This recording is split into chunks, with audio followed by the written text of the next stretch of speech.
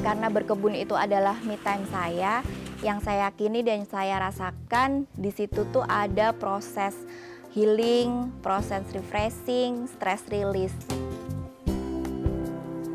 Sukanya pasti panen ya. Kita bisa menikmati hasil panen, udah kita tanam sendiri. Apalagi perawatannya kan secara organik, tentunya lebih sehat untuk dinikmati keluarga. Kalau berkebun organik itu nggak selalu lancar aja, pasti ada gagalnya, pasti ada kesalahan-kesalahan yang kita buat. Tapi ya dari kesalahan-kesalahan itu kita bisa merevisi, kita bisa belajar.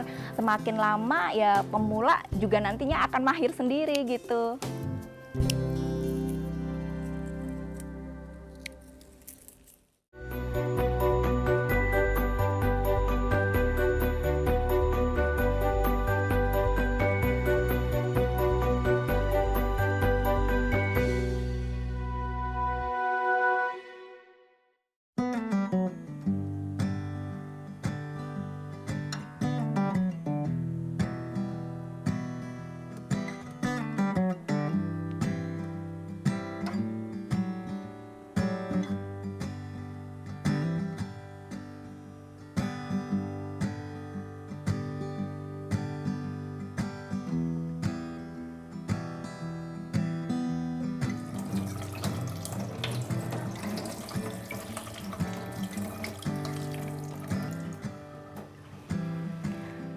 Air cucian beras sudah banyak nih, saatnya ditaruh di kebun.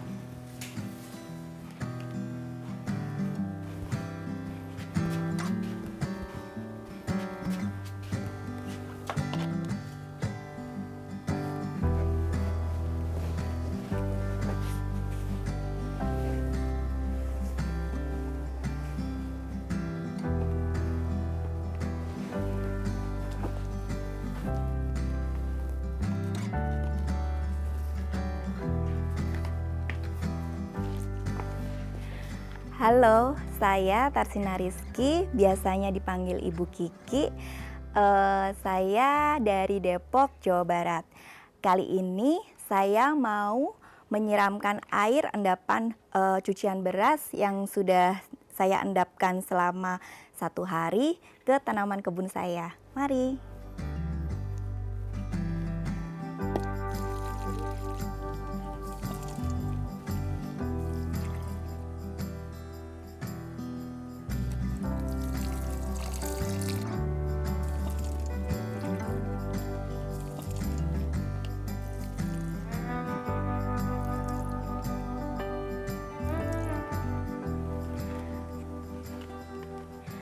Tanaman yang ada di kebun saya ini adalah tanaman yang biasanya dikonsumsi sehari-hari.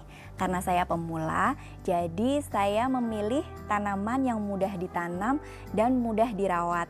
Contohnya di sebelah samping saya ada tanaman kale. Tanaman kale ini adalah tanaman perennial, jadi tanaman yang bisa hidup lebih dari 2 tahun. Kita bisa memanen daunnya sepanjang tahun. Ini enak juga dikonsumsi untuk ditumis atau untuk campuran jus buah. Lalu di sebelahnya ada juga kale nero, ini sama juga jenis kale. Ini enak juga ditumis sama seperti kale-kale ini.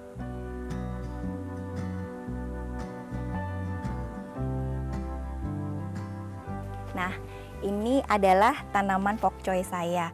Kenapa saya menggunakan wall planter seperti ini? Selain untuk efisiensi lahan, wall planter ini juga efektif. Satu wall planter bisa menanam banyak pokcoy di dalamnya. Seperti ini.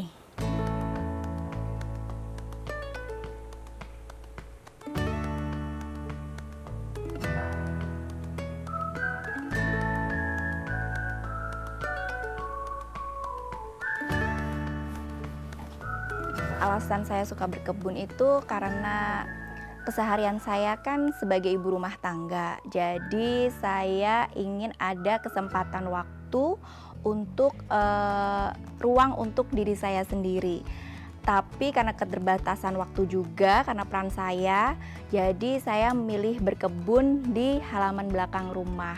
Dengan berkebun itu kan kita tidak usah keluar rumah, tapi bisa mengisi waktu luang kita, me time kita di halaman belakang rumah dengan berkebun. Saya sebenarnya pemula ya, jadi saya itu berkebun dari tahun lalu. Dari tahun lalu saya mencoba berkebun, ternyata benar-benar asik. Jadi saya kayak ketagihan terus berkebun sampai sekarang.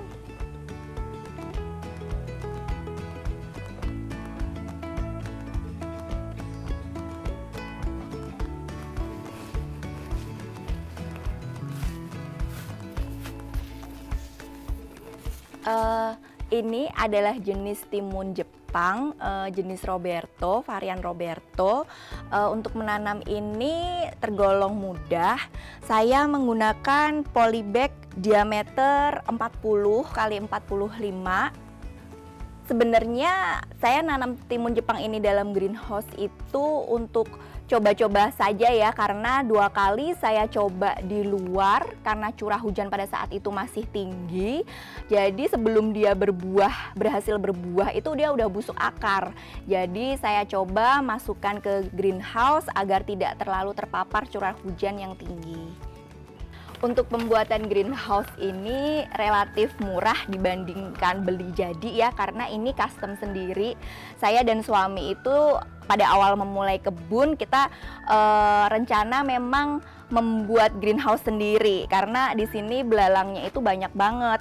Nah, ini tuh dibikin dari pipa dan juga plastik, ada paranetnya juga. Jadi bawah itu paranet agar sirkulasi udara itu bisa masuk ke greenhouse, tidak terlalu panas.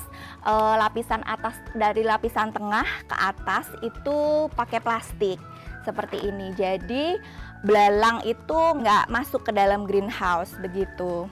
Untuk tanamannya memang saya memilih yang benar-benar disukai oleh belalang seperti kangkung dan bayam gitu. Makanya saya taruh bayam dan kangkung ada di dalam greenhouse. Lalu seperti timun ini juga karena curah hujannya masih tinggi, saya coba masukkan ke greenhouse biar tidak busuk akar begitu.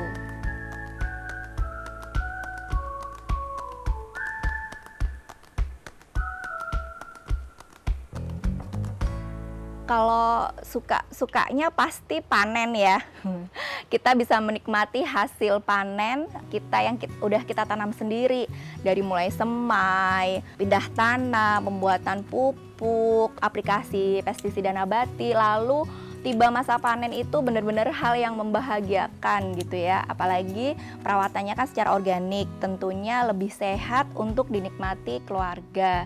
Kalau dukanya ya tidak ada seseorang yang mahir tanpa kegagalan. Jadi kalau berkebun organik itu nggak selalu lancar aja, pasti ada gagalnya, pasti ada kesalahan-kesalahan yang kita buat. Tapi ya dari kesalahan-kesalahan itu kita bisa merevisi, kita bisa belajar. Semakin lama ya pemula juga nantinya akan mahir sendiri gitu. Dulu waktu awal-awal itu saya coba yang paling mudah, yang paling basic ya, dari limbah dapur itu tomat dan cabai. Dan alhamdulillah tomat dan cabai sampai sekarang itu masih ada.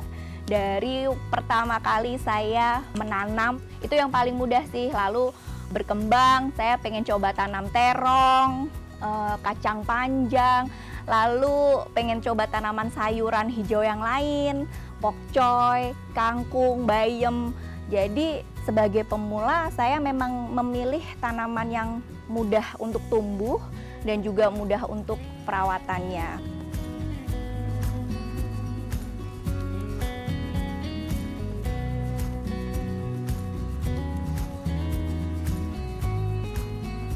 Ini hasil panen dari kebun kecil saya. Ada kale Carly, ada kale Nero, ada terong bulat ungu, ada terong lonjong ungu juga, dan beberapa tomat cherry. Kacang green Thailand bean juga ada.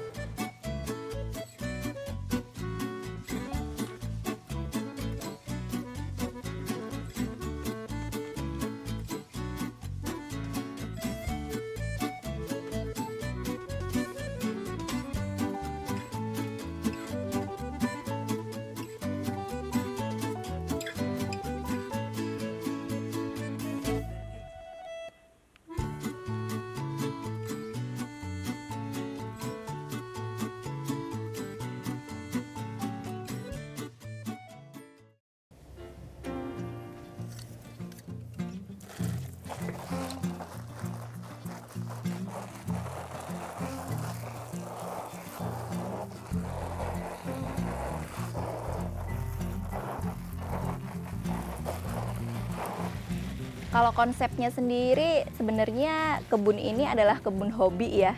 Jadi saya benar-benar menerapkan proses dan perawatan berkebun itu yang mudah aja, yang efisien. Yang mudah dan efisien itu adalah berkebun organik. Jadi saya memilih kebun organik untuk perawatan di kebun saya. Karena konsepnya adalah kebun hobi, jadi sebenarnya tidak ada pemilihan khusus untuk tanaman yang saya tanam di kebun saya. Saya tinggal lihat kebutuhan konsumsi keluarga apa yang dibutuhkan gitu. Seperti anak saya kan suka banget makan kangkung tuh. Jadi saya tanam kangkung banyak gitu. Lalu tomat, cabai itu pasti ada di kebun. Tanaman-tanaman bunga refugia juga saya tanam. Selain manfaatnya untuk menarik polinator, juga untuk mengurangi hama, dia juga mempercantik kebun. Jadi pada saat me time itu tuh di kebun tuh menyenangkan gitu, karena tidak hanya tanaman-tanaman sayur yang monoton atau yang biasa, tapi ada beberapa tanaman sayur yang unik gitu, seperti itu.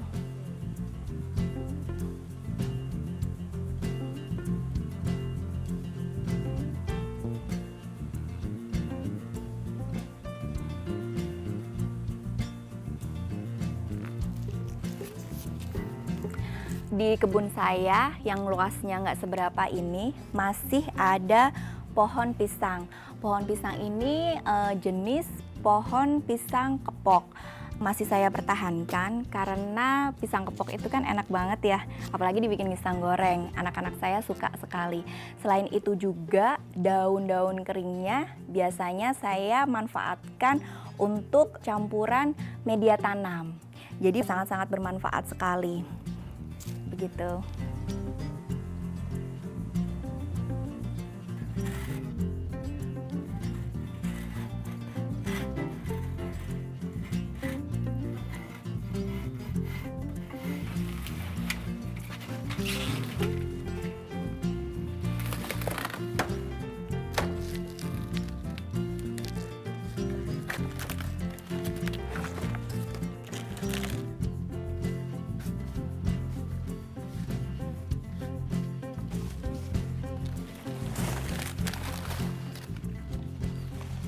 Setelah tadi hasil pruningan daun dan daun pisang kita kumpulkan ke komposter alami kita, tumpukan daun kering yang ada di sini.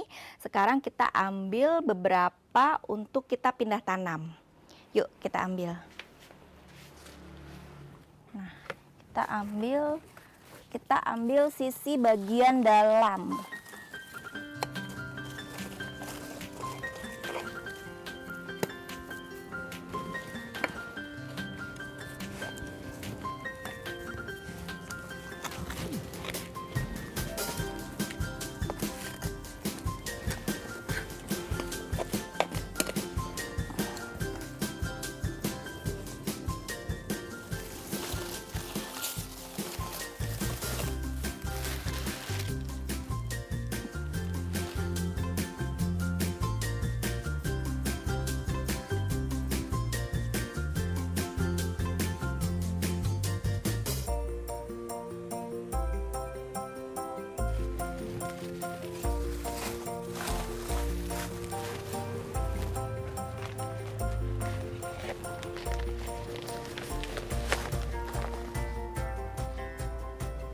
Nah, sekarang kita akan pindah bibit tanaman terong.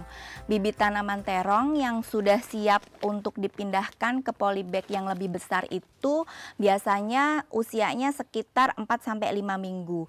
Tinggi sudah lebih dari 10-15 cm dan sudah punya 4-5 daun sejati. Kalau sudah seperti ini, batang sudah kuat, akar pun udah banyak, jadi siap untuk kita pindah tanam ke polybag yang lebih besar. Oke, untuk media tanamnya saya pakai media tanam tanah. Ada media tanam tanah, lalu sekam bakar,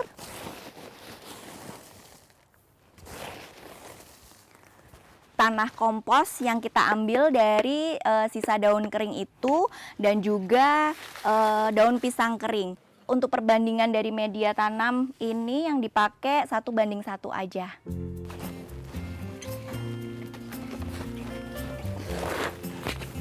Alasan kenapa memilih kebun organik, tentu saja selain mudah dan efisien karena memanfaatkan limbah dapur saya sendiri, saya itu lebih ingin ikut berperan dalam ekosistem yang ada di kebun. Jadi tidak hanya saya menikmati hasil panen yang sehat, ekosistem lingkungan yang ada di kebun saya itu juga ikut sehat begitu. Jadi saya lebih memilih kebun organik.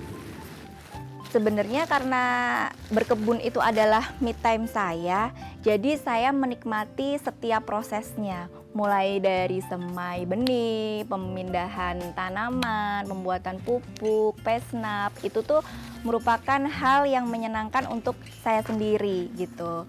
Jadi melakukan berkebun itu tuh kayak healing buat saya gitu.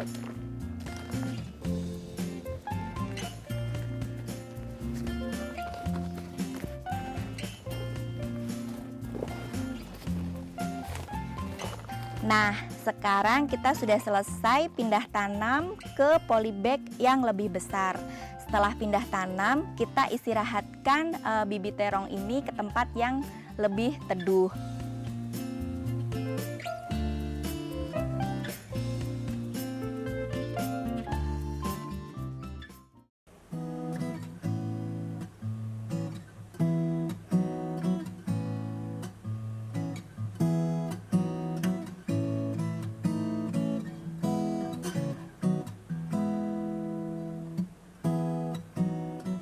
Salah satu kendala dari berkebun organik itu adalah kita harus rajin memberikan pestisida nabati ke tanaman kita.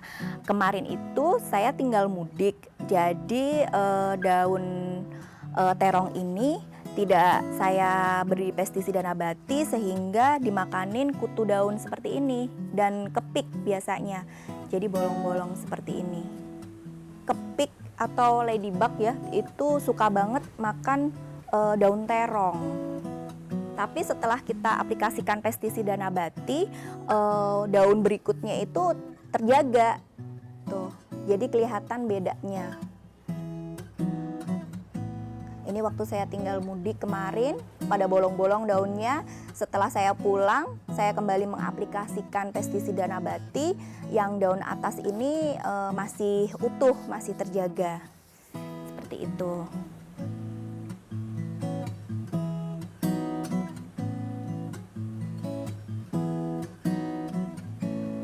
Nah, untuk perawatan di kebun saya, biasanya saya membuat pupuk organik cair sendiri yang memanfaatkan dari limbah dapur.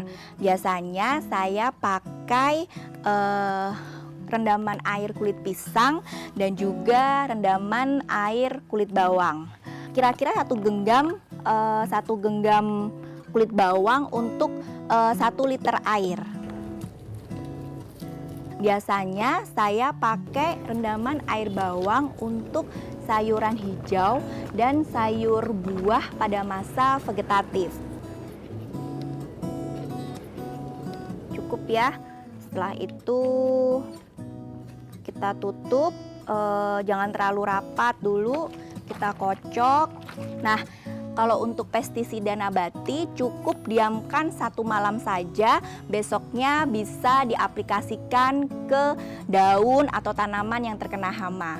Nah, kalau untuk kulit pisang itu juga sama. Kulit pisang pembuatannya tinggal kita potong kecil-kecil kulit pisangnya seperti ini.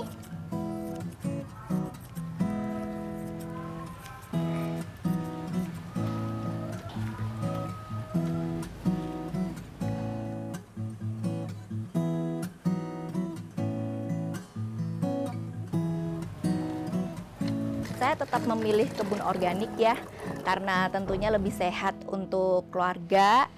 Jadi saya rasa pilihan organik itu yang akan terus saya lakukan.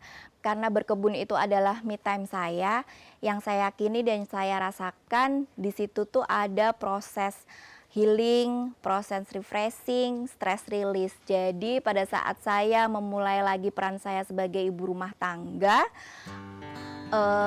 pikiran-pikiran yang jenuh, pikiran-pikiran yang suntuk itu hilang.